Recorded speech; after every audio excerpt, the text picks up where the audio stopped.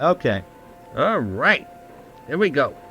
The famous encounter, 1956, in Old Tappan. Yes, Old Tappan, New Jersey. You were driving down the street? Yeah, my friend Joe Collinsberg and I were just coming back from a softball game on a Sunday afternoon, and these girls were sitting on a fence waving to us. And How many girls? Oh, I think 4 or 5. And I happened to notice one who had beautiful teeth. Now, I think that was Bernadette. But That was Bernadette. yeah, Bernadine. But I said I was interested in a little girl with a little sailor hat and the white shorts on, and she didn't pay too much attention to me, well, naturally.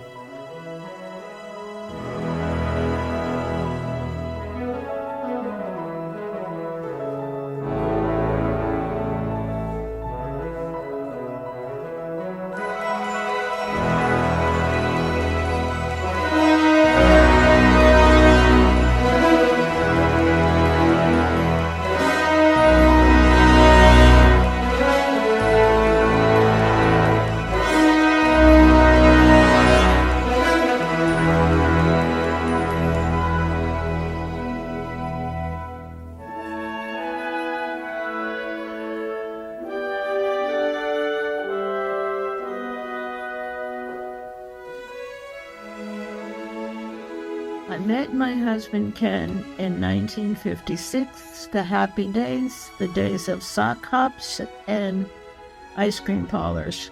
He was out of the Navy a very short time when I met him, and we went on our first date a few months later. We went to Fort Lee, New Jersey to see a movie, Trapeze, with Gina Lollobrigida and Burt Lancaster. It had a very wide boulevard to get over to the movie. And I think that's the first time she ever wore high heels, but she had a nice sheath aqua dress on, right? Sheath dress. Right. Hey, did you have to meet her parents? Of course. Oh boy, I got the approval. You know, I had a nice car. And What kind of car did you have? 55 Oldsmobile, Holiday 98. Next, my dress, white leather seat. I had to have a baseball bat to keep the girls away. Get away. Like a club coupe, you know? So I'm walking across the street. I had a brand new dress on, and I had white high heels, which I never wore high heels before. And in those days, they were called pumps, high heel pumps. They were about 3.5 inches. And I was having a difficult time getting across the street. Ken, always the gentleman, was holding my arm for me and guiding me, make sure no traffic was coming. And he said, without any warning, "What, is this the first time you've ever worn high heels?" And I was just 16, almost 17, but not quite. And I was just mortified. And I said, "Yes, I never wore anything this high." And he said, "Oh, I'm so sorry. I just say what comes into my mind." And for 67 years, that's exactly what he did. I got very used to it. But there was one thing that popped into his mind very often, and this I loved. He would say to me, "You know, you are the best thing that ever happened to me." No, he's all right.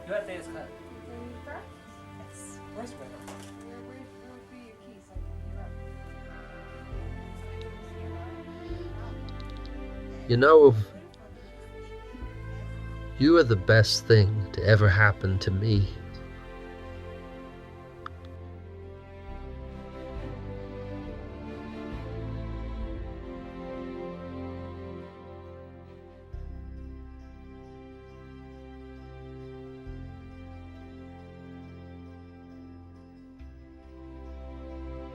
Yeah, he always had a great demeanor about him, a positive disposition, even in times of hardship. He truly taught me the meaning and the value of being patient and respecting, being kind to other people. Hands down. I used to often wonder, like, why is he being so nice to this person? Why doesn't he just tell them off? Can't do that. I now know why. I mean, I always knew why, but it makes sense now. How you treat people and how you speak to people makes all the difference in the world. My dad not only taught me that, my mother too. Absolutely. I'm very fortunate to have them both as my parents. They will always be my parents. Still to this day, even as he has crossed over, I'm still learning from him and always will. We were visiting New York in winter. It was for Thanksgiving. And Tyler and Heidi were chasing me and Kristen Janae around the backyard. We were having a snowball fight. We were out walking around the railroad tracks and looking at the ponds and just having fun, being rowdy. And I was running away from Tyler. Tyler was going to, like, whitewash me. And as I ran away, I ran into the house. And I turned the corner to go into the house, and Tyler clipped this shelf on his way into the house, and the shelf was covered with all of these beautiful antique vintage bottles that Dad had already been explaining to me how cool Grandpa's bottle collection was, how he would be on a construction site and he would be finding these old bottles buried in the ground as they'd be excavating, and he'd bring them home and clean them up and put them on a shelf, and he'd pick them up at antique shops and wherever. He always just had cool glass bottles around, and that shelf was covered in those bottles. And when Tyler clipped the shelf, it took out a bunch of glass bottles, and they shattered all over the ground. And I remember being terrified. I was just petrified of what Grandpa might do. And you could see the look on Grandpa's face. It was just pure, like, just disappointment in what had just happened. And I remember vividly Tyler's face. Tyler looked scared.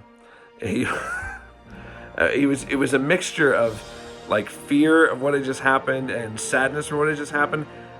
But the coolest thing about that experience was that Grandpa was just so calm and cool through the whole thing.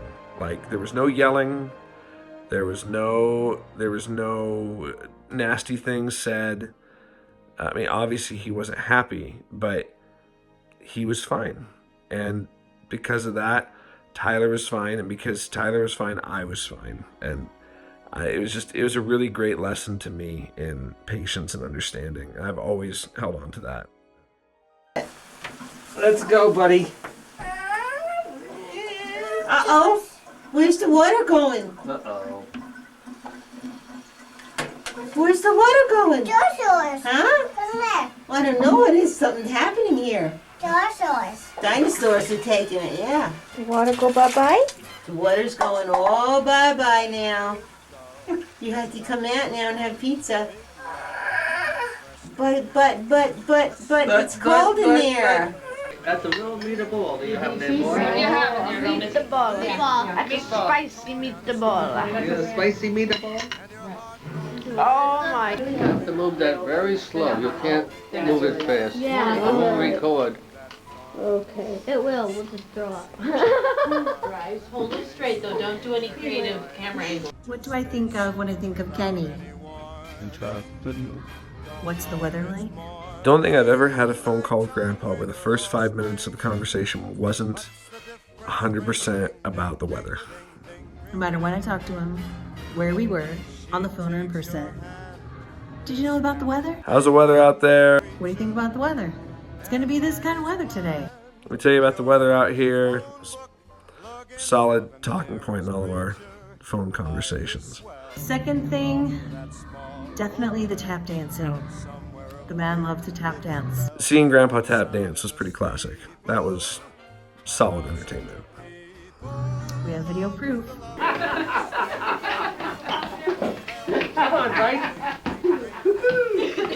Got the girl in my arms as a boy. I was going to talk to you about his kind of sick sense of humor. He was a very physical person.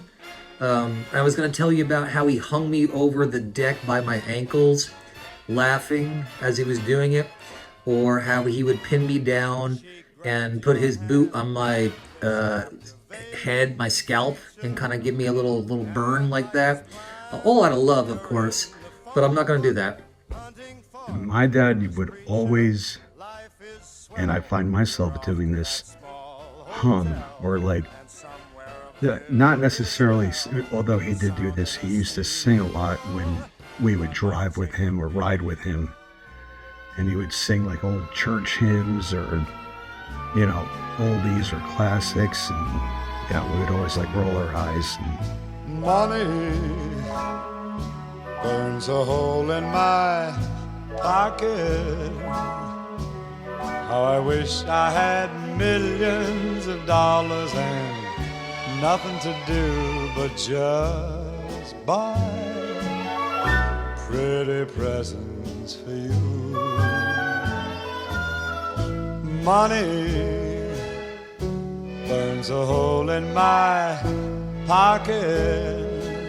I want to talk real quickly about a very special time of the year for the family, and that was Christmas time. And as all of the siblings can tell you, we had wonderful Christmas time, and my family didn't have a lot of money, and not that we were poor, but it was hard. It was a working class family, and Dad was the sole breadwinner. Mom ruled the roost. She was the queen of the house. And every December, no matter what was going on with work, my father made it so that there were just a cascade of presents under the Christmas tree every single year. As a child, it was a dream come true. We always had a big, real Christmas tree, lights on the outside of the house, decorations all over the inside of the house. And we even had one time we had bells, reindeer bells and reindeers stomping on the roof outside in the morning, which was Dad up there doing that. It was always a special time during the holidays, and regardless of how hard it was to provide for the family, my father did that every single year. And we always felt that we were taken care of. It's something that I'll never forget, and that I've tried to do with my family. And I thank you so much for that, Dad. Well, hello there. So I did a lot of thinking about this, about Dad. There's obviously I have so many memories and experiences with Dad, having been around a few years longer than some of you, and you know, I just thought about what impact did Dad have, not only on us as a family and some of the people he worked with, but boy, a lot of you may not know, he had a huge impact on many youth. As you know, we used to be he was involved in the church, and Dad was the leader at the church for a little over 5 years and so forth. And so I was able to find comments from some of the youth that are now older folks and gone on to have great lives, but to this day they still love Dad and had such great memories of him. So let me just read you a few. Some of these people you may recognize, you may not, some of them, but the first one is Robin Field. He said, he was a wonderful man. Many, many happy memories of time spent with your family, and especially with your dad. Kathy Sosa wrote, he was an amazing man and will continue to be loved throughout the eternities. Her sister Linda Sosa wrote, like so many others, I adored your father. He counseled and helped me get through a critical time in my life. I will forever be grateful that he was a worthy instrument in the Lord's hands to be inspired to guide this lost and confused teenage girl in the right direction. Brian Pugh wrote, I have fond memories of Brother Klumpp. He was always in a good mood, always making me laugh, and a positive influence on me. Maura Crow wrote, what a wonderful man he was, and thanks as always to your family for taking me in so many times back in the day. He was my second father. E.J. Caffarel wrote, Ken Klumpp was an outstanding man and leader. He served as my branch president, and I will never forget the lessons he taught me and the profound influence he had upon me as a young man. I know he was one of the reasons why I've served a mission. I will never, ever forget him.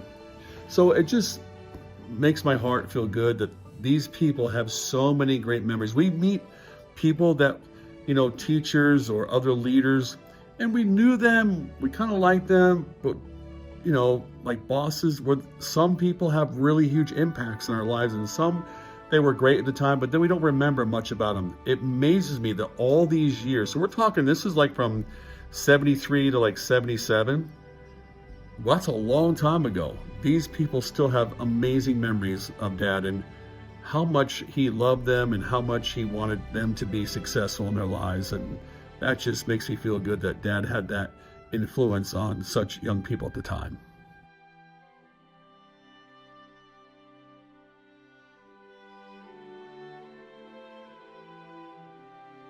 One of my favorite things was his big hands that he had. He was so strong, and his whole body was actually very strong, but those amazing hands and how he used to use the hammer and swing that hammer, and developed many calluses on both his hands. When I was a little girl in church, I would sit on his left side and play with his ring finger and play with the calluses on his hand, and I would try to stick my finger underneath to get the ring off, but it didn't budge. But the skin underneath was so soft where his ring was, and here's his ring right now. And what we're going to do is I came across it. I'm going to have it sized down so Mom can have it. I also love that Dad taught me so many things about tools and what kind of saw to use, and a screwdriver, a Phillips head, a flathead, a star bit, all kinds of stuff like that. Sanders. So a lot of my friends are quite amazed that I know so much about carpentry, and that was due to Dad. So I love you, Papa. When I was a missionary, actually, Grandpa wrote to me this letter right here. I'll put a picture up here so you can see it. One of my favorite things about my dad and Grandpa is that they have the same handwriting for the most part, which is why I have the same handwriting now. I always had bad penmanship, and then I noticed that my dad always wrote everything in all caps, and that's the same way that Grandpa writes, is in all caps. And I love that handwriting, so I started writing in all caps. My handwriting's not nearly as good as their handwriting, but their handwriting just looks cool.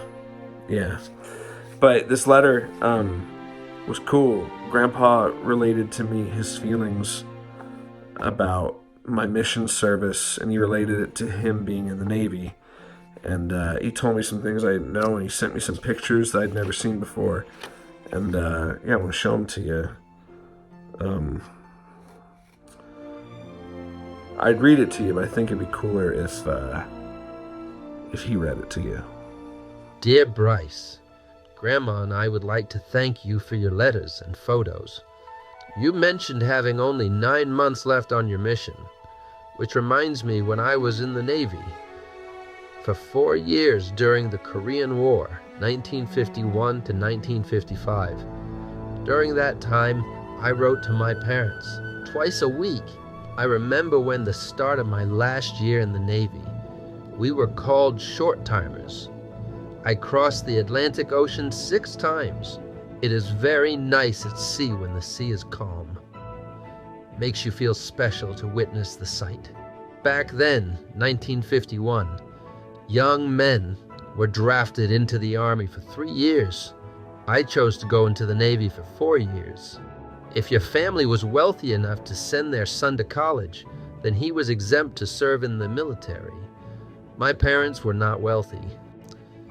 I did learn about life and got to visit a lot of foreign places. You also learn a lot about sacrifice. A lot of sacrifices, away from family, at home. I guess you know what I'm saying. You'll be rewarded many ways. Enclosed are a few pictures of me and Grandma. When I find more, I'll forward them to you. Take care of yourself and companions, and do a good job. Love, Grandpa.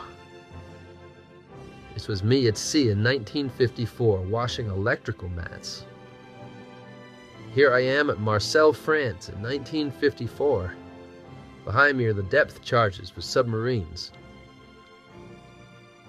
September 15th, 1957. This was in Gloucester, New Jersey. I went to bed with a 17-year-old, and I woke up with an 18-year-old. One of my most cherished possessions is from Grandpa. This is Grandpa's 30-30 lever-action hunting rifle. Fully functional. Take very good care of this. It's cool to think this was his. You can actually see it's got his initials carved into it. Ken Gustav Klumpp. And then, where is it? Right here, the other side. There's a notch there for each kill he got when he was hunting. So, this is one of my favorite things because it was his. I always felt a special little connection with him, and I'm not sure if that's because we're both quite quiet and shy. Not the loudest in the group, that's for sure, but happy to be there. Some of my favorite times were when we did get to visit. I always noticed Grandpa would sneak away when no one noticed, and he would come out, and every time I saw him, he would just be so, I don't know why I feel like the chosen one, but it was so special. He would come out with a piece of Red Sox merch for me, whether it be a jersey or a ball cap, and I now have one of his t-shirts that were Red Sox, and I just felt so special, and so something that made me feel connected to him. And now that he's passed, I feel so lucky that I have something from him, and that he thought to give it to me, and I wear them so proudly now, and I feel like I will always have a part of him with me. And my father, our father, is certainly amongst the very finest individuals that I've ever known, and that any of you who are watching this have ever known, and I'm sure you can all concur with that, and that's truth. I never thought when I was a kid that my best memories of Dad would be at work, watching him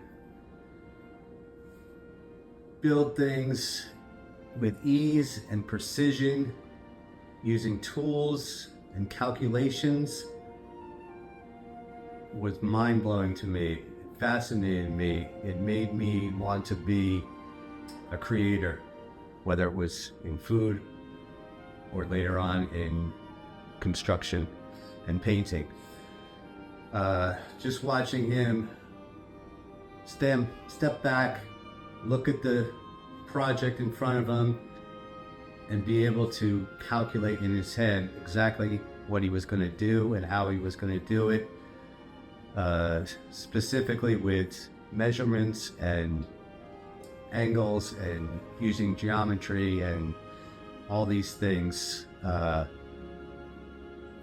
just fascinated me. However, that's not my greatest memory. My greatest memory of Dad happened in September 1987. I was in my bed, and Dad came in my room. It was about 3 o'clock in the afternoon, and he said, "Come on, we're going to the hospital." And he took me into the emergency room. And he literally saved my life that day. That was the day I was diagnosed with diabetes. And the doctor said if he hadn't brought me in, by the next morning, I probably would have been in a diabetic coma. And I don't remember much from that day, but I remember Dad's face and the sadness and the fear and very serious concern when he looked at me that night in the hospital, and just the love I felt and comfort he gave me for being there at the beginning there. If it wasn't for him, I wouldn't have had the amazing life I had. Thank you.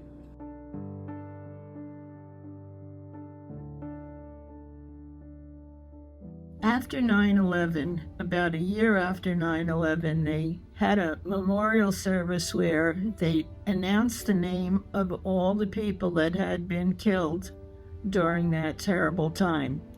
And what they did was they rang the church bells all over New York City and in also surrounding areas. And Ken was working at that time for the building inspector's office, and I told him, I said, I want to watch this, it'll take all day because there are so many people, and each member of the family would come up and say a few words. So he said, well, you know what, I don't know how much work I can get done with all the bells ringing, and people aren't going to be interested in the building inspector coming to their home today. Most people would not have liked the building inspector to show up at their home, but Ken had a way about him. He was he knew how to make people feel at ease when he went to their home. So he would tell them how long he had been in the building business and what he could do and what he saw was being done wrong. But that day he did come home. And we sat in the living room and we listened, and every time the church bells rang, another name was mentioned. And we sat through quite a bit of that, a long time. And there was one older woman. We knew she was older woman, not because she looked old, but because of the song that she picked out. She didn't sing it, she spoke it as though it was a poem. And I feel it's apropos. This song is called How Deep is the Ocean, and I feel it would be perfect, a tribute to my husband. So here it is for you. How much do I love you? I'll tell you no lie. How deep is the ocean? How high is the sky? How many times a day do I think of you? How many roses are covered with dew? How far would I travel to be where you are now? How long is the journey from here to a star? And now that I have lost you, how much do I cry? How deep is the ocean? How high is the sky?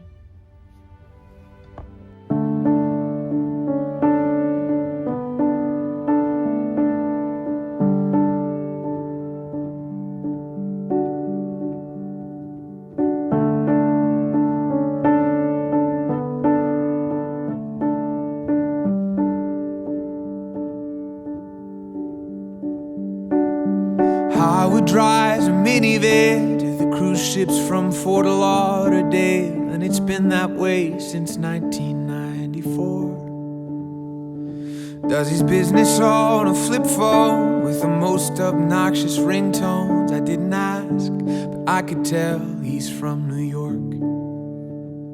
He spoke proudly of his daughter, and that this fall she'd be in college, and that he always wished he'd gotten his degree. You could tell he came from nothing, built her future out of hustling, and somehow I'm the one you people pay to see. Oh, isn't that just the way it goes? You're dealt a good hand, then you get celebrated.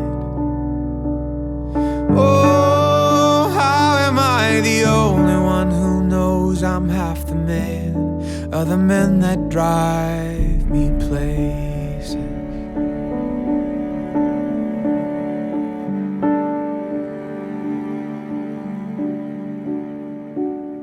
Danny showed up early, 15 minutes till 5:30, making sure that I'd be on my morning flight. He said he'd love to fix computers, but that he can't until he's fluent, so he spends his driving money taking class at night.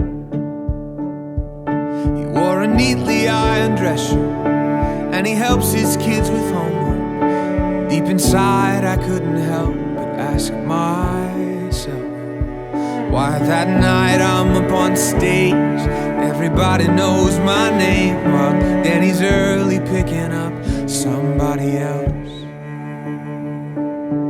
Oh, isn't that just the way it goes? You dealt a good hand and you get celebrated. Oh, how am I the only one who I'm half the man of the men that drive me places?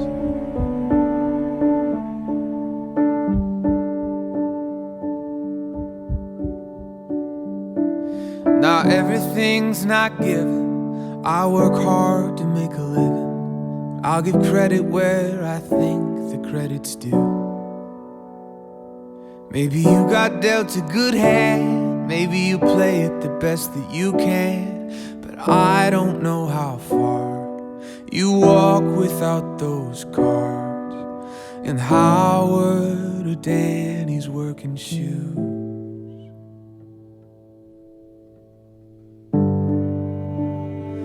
That's just the way it goes. You dealt a good hand and you get celebrated.